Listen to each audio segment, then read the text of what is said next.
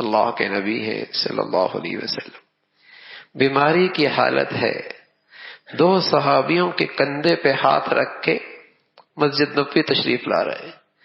پاؤں بھی زمین پہ صحیح طور پہ نہیں ٹیک سکتے. اس حال میں مسجد نبوی حاضر ہوئے، ممبر پہ تشریف فرما ہوئے، سب کو اکٹھا کیا اور فرمایا بھائی جس کے ساتھ میری طرف سے کوئی زیادتی ہو،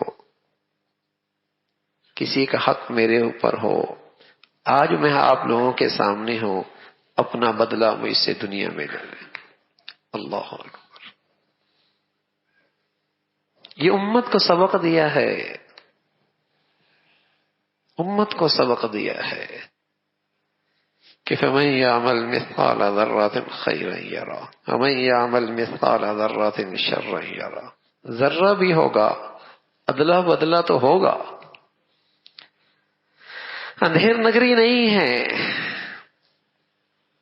اندھیر نگری نہیں ہے. اگرچہ قسم خدا کی گناہوں کا ریئیکشن دنیا میں بھی ہے، وہ تو احساس رکھنے والوں کو احساس ہوتا ہے. یہ تو ہو نہیں سکتا نا کہ بدی کا ریئیکشن نہ ہو، بد اخلاقی کی نحوست نہ ہو نہیں سکتا. ہوتا ہے زندگی میں، اس کی نحوست ہے.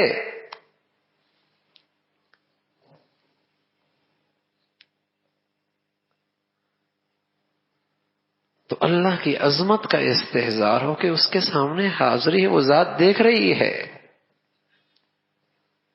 ما یلفظ من قول الا لدیہ رقیب عتید.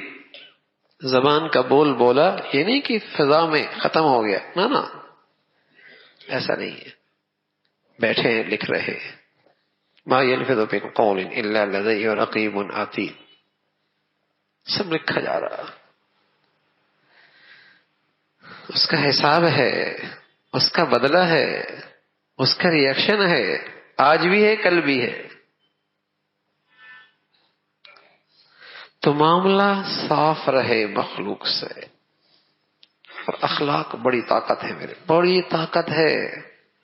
چونکہ اس کا تعلق دل سے ہے، یہ دلوں پہ حکومت کرتا ہے. ہاں، اس سے دلوں میں محبوبیت پیدا ہوتی ہے، مقبولیت پیدا ہوتی ہے، اللہ کے ہاں بھی بڑا مقام ملتا. تو اللہ بھائی مجھے بھی اور آپ کو بھی بڑھیا اخلاق نصیب فرما دے، اخلاق والی زندگی عطا فرمائے.